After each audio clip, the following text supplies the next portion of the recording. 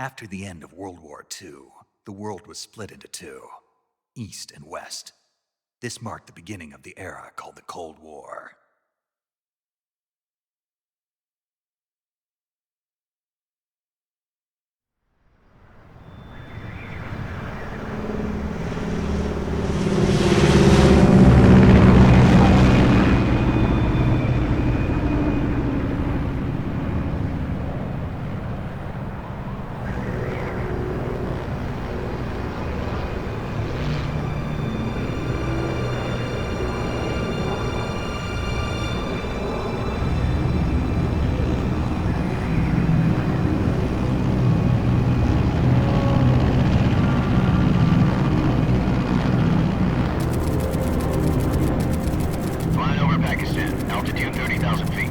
Approaching Soviet airspace.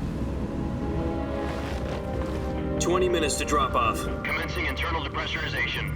Equipment check. Arm main parachute. All right. You ready to go? Drop zone still showing a high pressure mass. Cav okay. Good. We've got high visibility.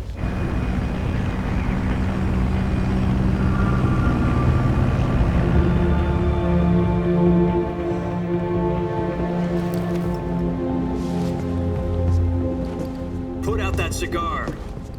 Connecting oxygen hose to interior connector. Put on your mask.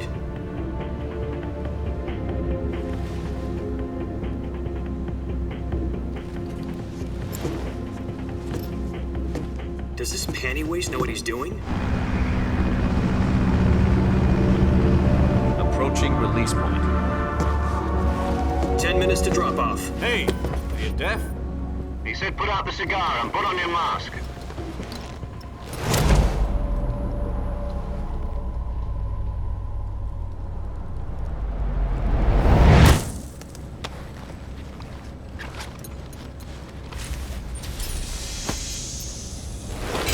Depressurization complete.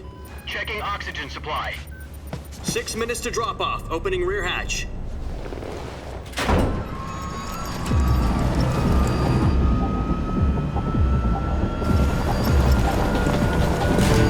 Sunrise.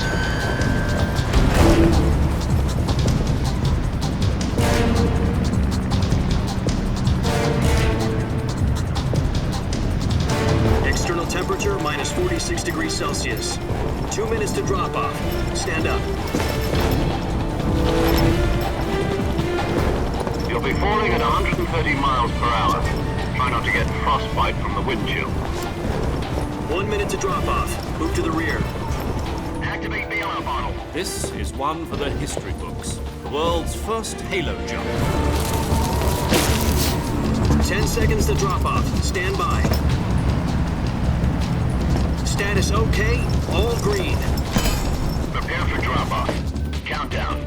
5, 4, 3, 2, 1. Spread your wings And fly. God be with you.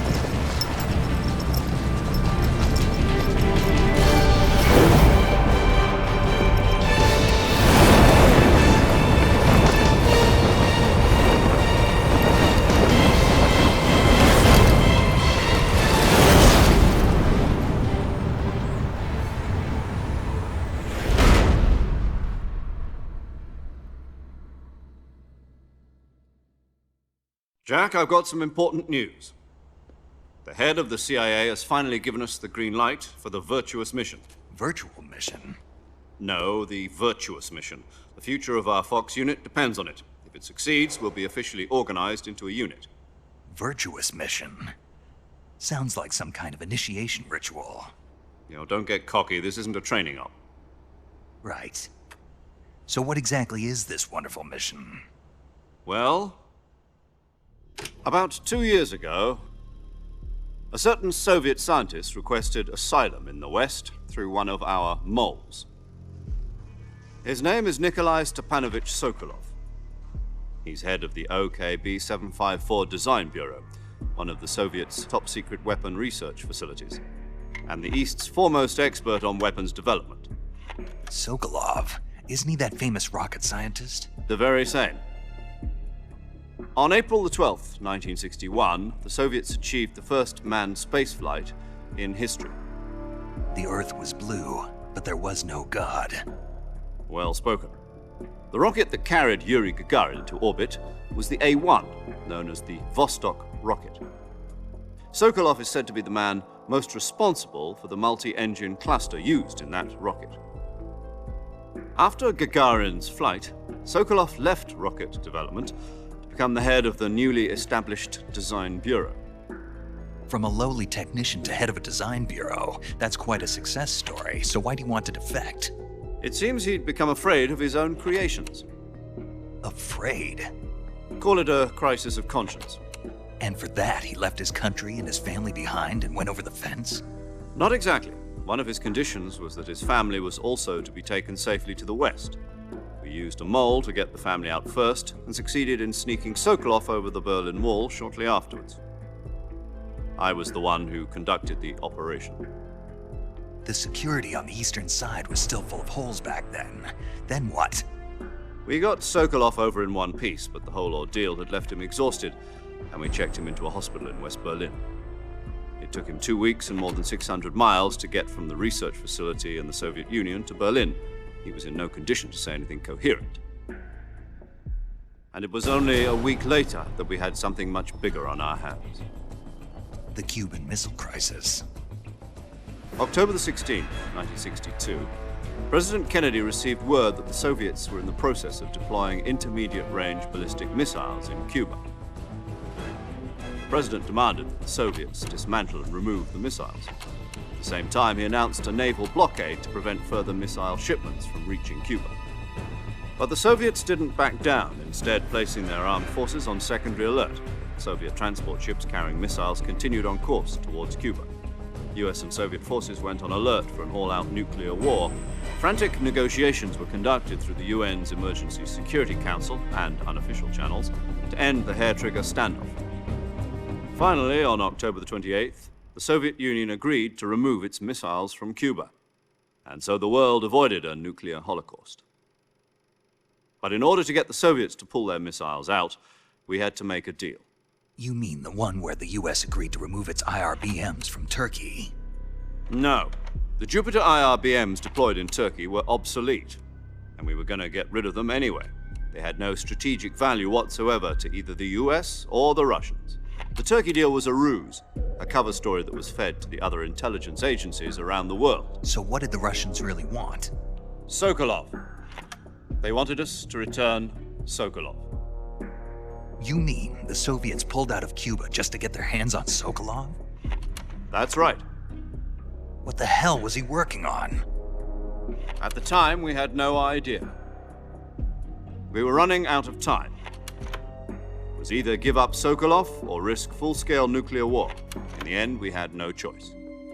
President Kennedy gave in to Khrushchev's demand. The next day, I got Sokolov out of the hospital, handing him over to agents on the eastern side. Sokolov kept on screaming, "Save me," until he disappeared from my sight. Then a month ago, we received some new information from one of our moles. About Sokolov? Yes. He was taken back to the research facility and forced to continue working on the weapon in question under KGB supervision. What's more, it's on the verge of completion. So what kind of weapon is it? Something to do with space rockets? No, missiles. Same technology. I guess you're right. We don't know the details, but it appears to be a new kind of nuclear device. For half a year now, the Soviets have been conducting frequent nuclear tests at Semipalatinsk. Something to do with the weapon, I assume. We're talking about a secret weapon so big that Khrushchev was ready to pull out of Cuba to get it back. Is Sokolov still in the facility? No. According to our intelligence, he's in Selinoyarsk, a place in the mountains about 3 miles to the west that's known as the Virgin Cliffs. The Virgin Cliffs. Nice name for a virtuous mission. They moved him there just recently.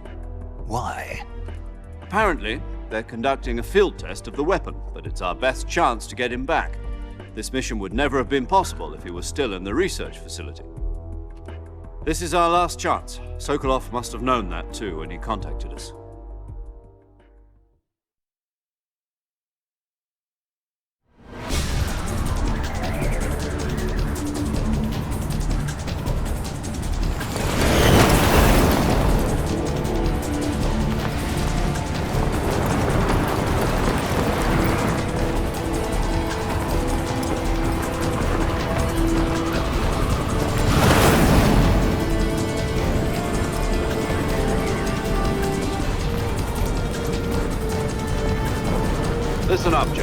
Your mission is to infiltrate Selino-Yarsk in the Soviet mountains, ensure the safety of Sokolov, and bring him back to the west.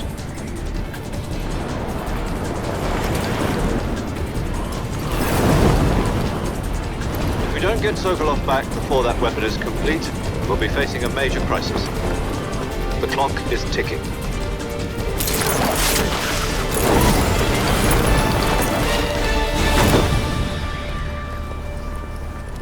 Once we've confirmed the rescue of Sokolov, stand by at the recovery point. A recovery balloon will be dropped at that point. Helium will be pumped into the balloon to inflate it. The process takes about 20 minutes.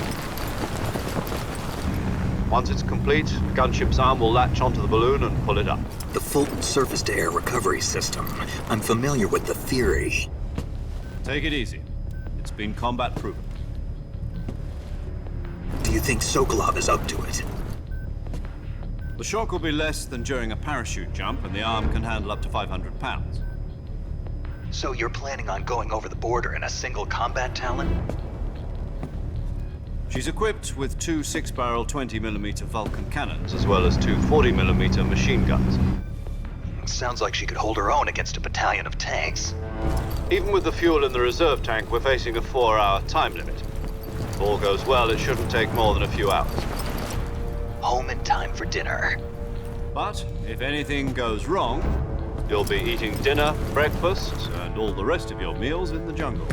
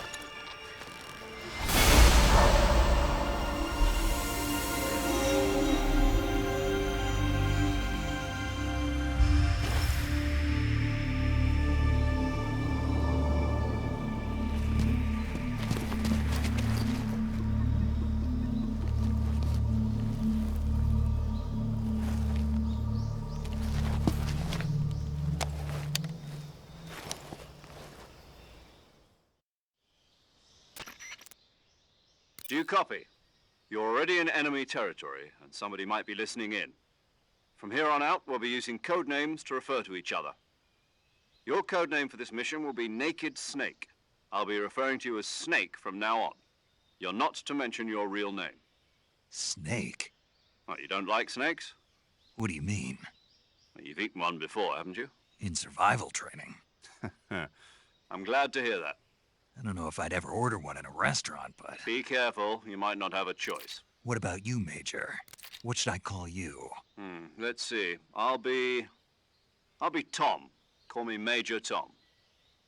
This will be a sneaking mission. You must not be seen by the enemy. You must leave no trace of your presence. Is that clear? This kind of infiltration is the Fox unit's speciality. In other words, weapons and equipment are procured on site. That goes for food as well. You're completely naked, just as your name implies. Great. Now I see why you asked me if I like snakes. I suppose calling me Snake was your idea of a joke, too. No. There's a good reason for that. I'll tell you later when the time is right. Gotcha. Getting back to the subject, how exactly am I supposed to feed myself? You've been issued a knife and a tranquilizer gun. Use them to hunt for food. You'll also find some medical supplies in your backpack. Yeah, about the backpack. I lost it in a tree on the way down. I see. Well, you'd better go back and get it then. You know where it is? No problem. I can see it from here. It's stuck on a branch. To climb a tree, stand in front of a tree that's covered in ivy and press the action button. I'll be monitoring your progress over the radio. We can't risk violating Soviet airspace, but I'll be in the gunship. My frequency is 140.85. I'll give you a call if I need to talk to you. If you need to talk to me, use the send function. Okay, Snake, go get your backpack.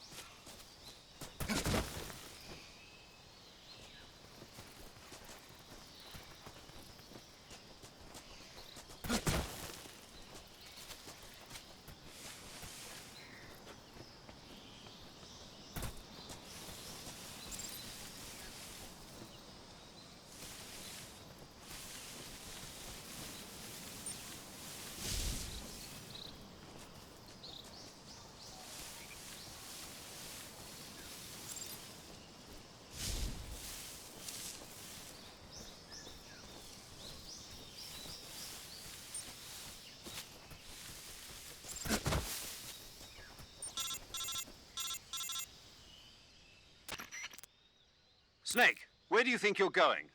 You can't expect to proceed with the mission without any weapons or equipment. First, you'll need to recover your backpack. It's caught on a tree to the south. Press the action button to climb the tree and retrieve your backpack. Is that clear?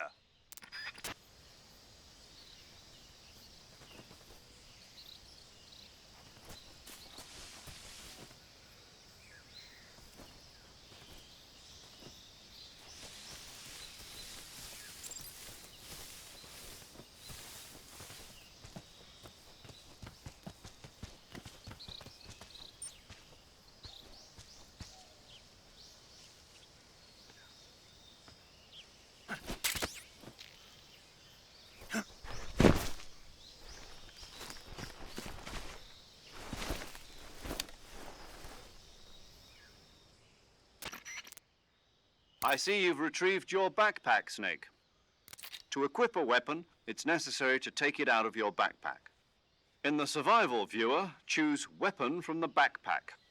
Your available weapons will be displayed in a list on the screen. From that list, choose the weapon you want to equip and press the Enter button. For other equipped items, just do the same thing from Item. Got it. Use the survival viewer backpack. Yep, that's right. Survival is fundamental to this mission. After you've been out in the field for a while, your stamina will start to drop. If your stamina gets too low, it'll affect your performance. You won't be able to shoot accurately, for example, and your wounds won't heal as smoothly. Keep an eye on your stamina so you don't run out. To recover lost stamina, you can hunt for local flora and fauna. You can use either your tranquilizer gun or your knife to hunt. My only weapon is a Mark 22 Hush Puppy tranquilizer gun? That's right. It's been fitted with its own suppressor. However, the suppressor will deteriorate every time you fire. Once its durability reaches 0, the noise suppression effect will be gone. So don't get too trigger-happy with it. The suppressor's durability is shown in the icon. Any weapons and equipment beyond what you're carrying now, you'll have to find as you go. I have to find my own weapons and equipment? Whose crazy idea was this anyway? Solo covert actions are standard Fox operating procedure. You can't leave any traces of your presence. No weapons, equipment, footprints, sweat, or bodily wastes. The same goes for bullets and cartridges, too. Your presence in enemy territory is already a violation of international conventions of warfare. There aren't supposed to be any American soldiers in Russia. It could spark an international incident. You can't let anyone see you. You can't let the enemy know you're there. This is a stealth mission. You're a ghost, Snake, in every sense of the word. and there'll be no rescue if you're captured. The military and US government will deny any involvement in the affair. Then I'll just have to take care of myself, huh? I'm afraid so. You've been given a fake death pill for that purpose. SIS guidelines stipulate that soldiers on covert ops like this one be issued a potassium cyanide capsule. Tape it to your body so you can take it when you need to. How generous of you. Use it if you're taken prisoner by the enemy. It'll send you into a state of false death for a short time. Fooling them into thinking that I'm really dead. So, how do I come back to life? Just take the revival pill. You mean that thing they put in my tooth before the mission? That's the one. But be careful. If you remain in a state of false death for too long, nothing will be able to bring you back. Remember that. I'll keep it in mind. You said this was a solo mission, right? Right. I guess that means I can't count on any reinforcements. Correct. The mission rests entirely in your hands. A real one-man army. Relax. There's a support team ready to back you up over the radio. Who? I'll introduce them to you. This time, survival is of utmost importance. The first member of the support team will be in charge of monitoring your physical condition, acting as a medic, so to speak, as well as recording your mission data. She's a member of Fox as well, and she's here on the gunship with me. She? Hello, Snake. I'm paramedic. Nice to meet you. Paramedic. As in a medic who comes in by parachute. Aren't you going to tell me your real name? Are you going to tell me yours, Mr. Snake? My name, huh? It's John Doe. And they call you Jack for short. You're a regular Captain Nemo. A name means nothing on the battlefield. After a week, no one has a name. What's your name? Jane Doe. Very funny. I wasn't joking, but I'll tell you my name only if you manage to make it back alive. My frequency is 145.73. She's also in charge of recording your mission data. Whenever you want to save, send a message over the reserved save frequency, 140.96. So saving lets me record my mission data. That's right. It also records the state of your health. Good to know. There's one more person I want to introduce you to, Snake. Huh? Speaking of snakes, you remember the boss, don't you? A legendary soldier and your mentor. Actually, it was the boss that got the DCI's authorization in the first place. She's going to be serving as Fox's mission advisor. The boss is? She also helped me plan this mission. She and I were at SAS together. Jack, is that you? How many years has it been? Boss? That's right. It's me. Oh. Talk to me. Let me hear your voice. It's been 5 years, 72 days, and 18 hours. You've lost weight. You can tell just by the sound of my voice. Of course I can. I know all about you. Really? Well, I don't know anything about you. What's that supposed to mean? Why'd you disappear on me all of a sudden? I was on a top-secret mission. You didn't need me anymore. But there were still so many things I wanted you to teach me. No, I taught you everything you needed to know about fighting techniques. I taught you all I could. The rest you needed to learn on your own. Techniques, sure. But what about how to think like a soldier? How to think like a soldier? I can't teach you that. A soldier needs to be strong in spirit, body, and technique. And the only thing you can learn from someone else is technique. In fact, technique doesn't even matter. What's most important is spirit. Spirit and body are like two sides of a single coin. They're the same thing. I can't teach you how to think. You'll just have to figure it out for yourself. Listen to me, Jack. Just because soldiers are on the same side right now doesn't mean they always will be.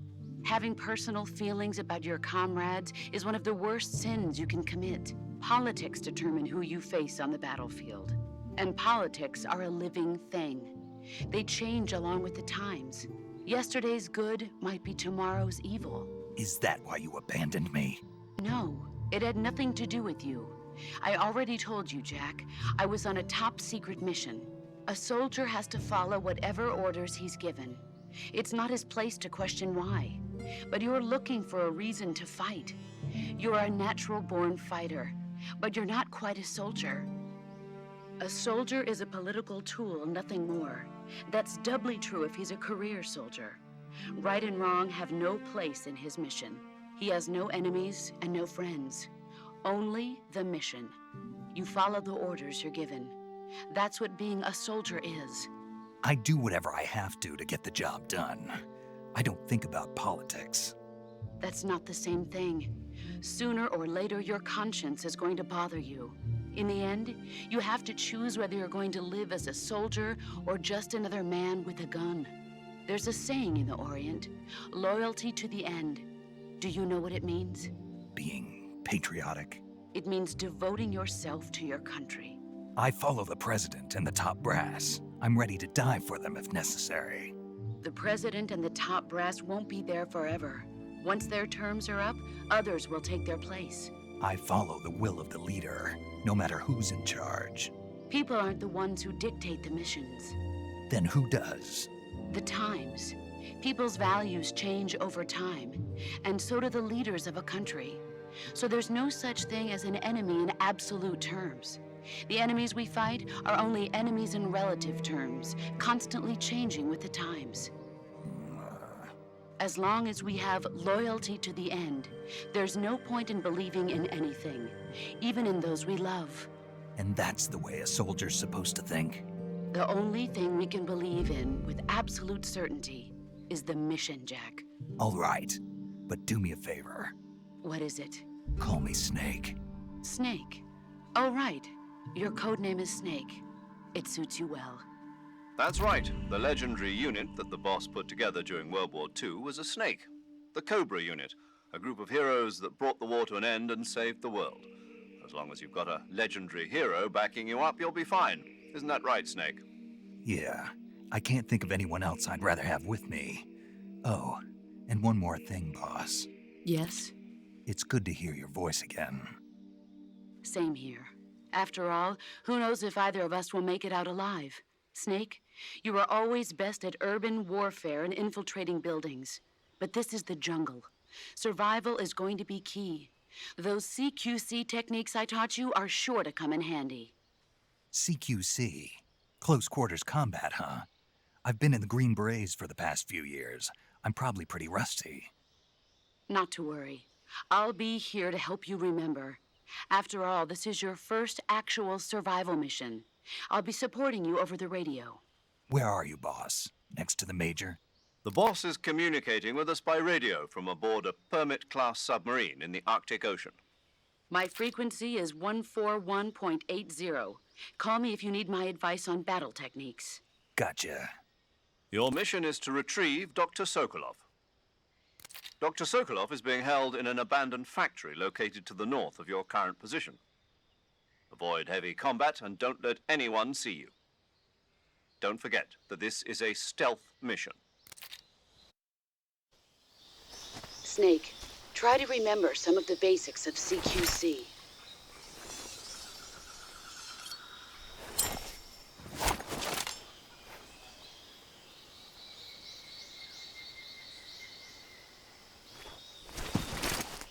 Commencing virtuous mission now.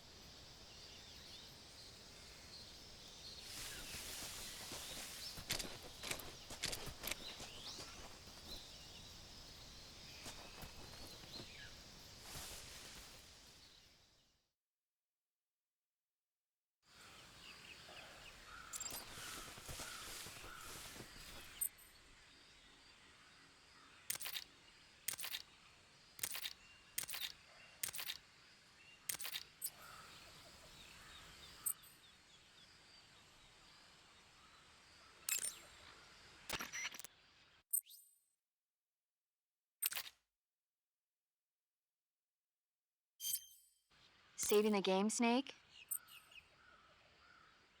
Okay, good luck, Snake. Thanks.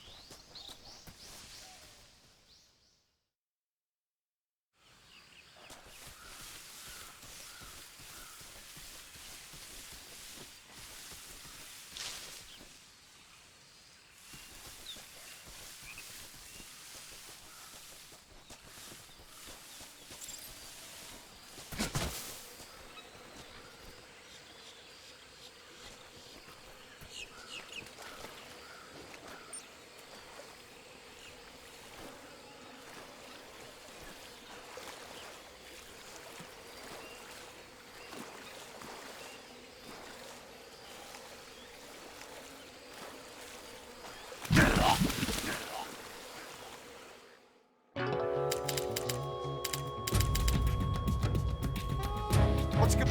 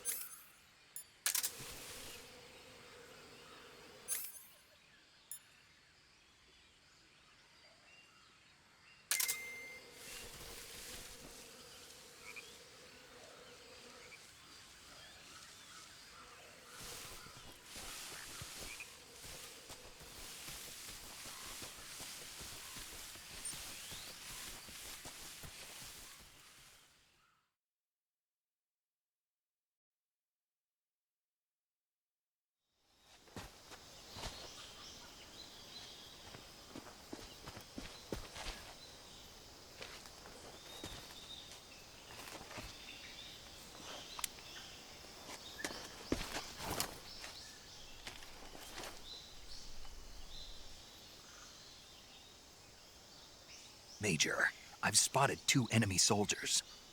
They're probably KGB troops sent to guard Sokolov. AK-47s and grenades.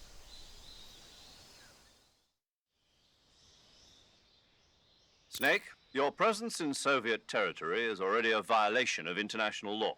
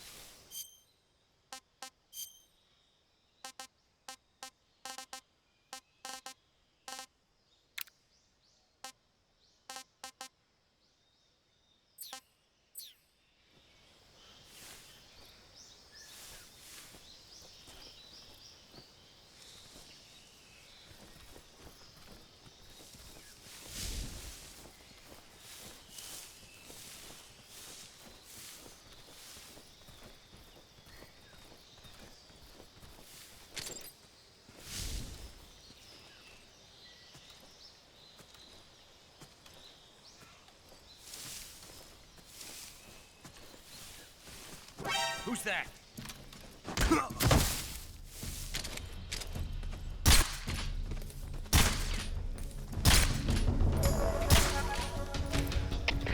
HQ, respond. This is HQ. Patrol here.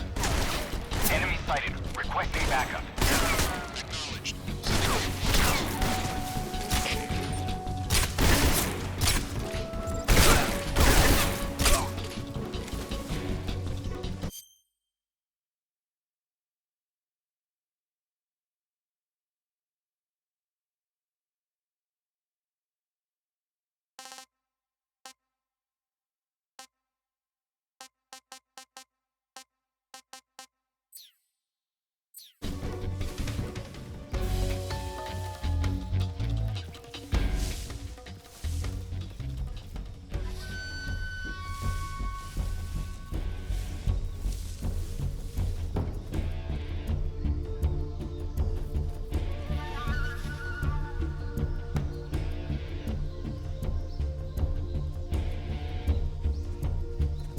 Something there?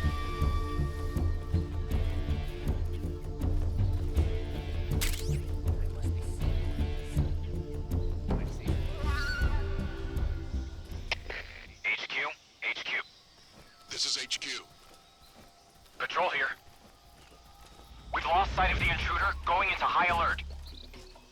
Acknowledged. The enemy is still nearby. Pursue and engage him. Guess I'm seeing things. What the? Huh? Who's that?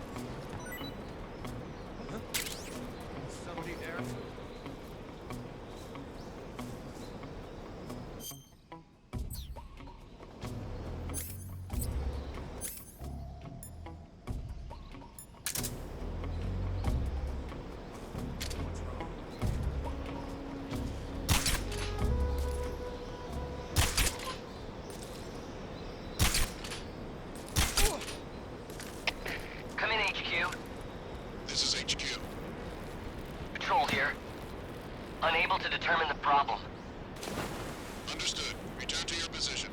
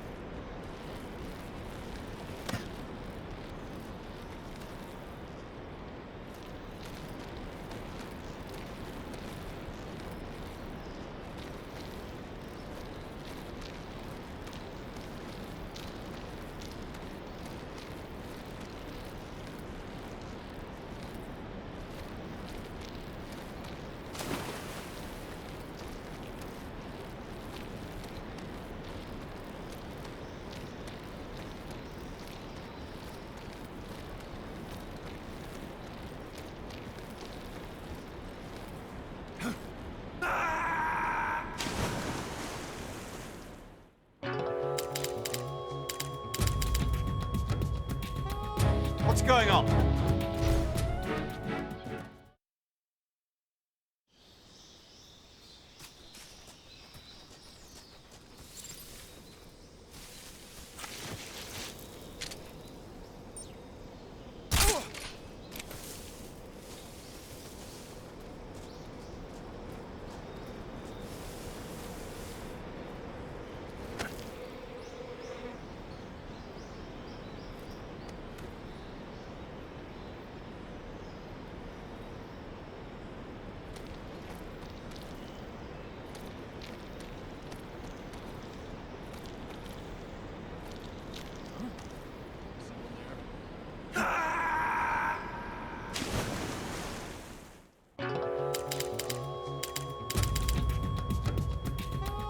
What's going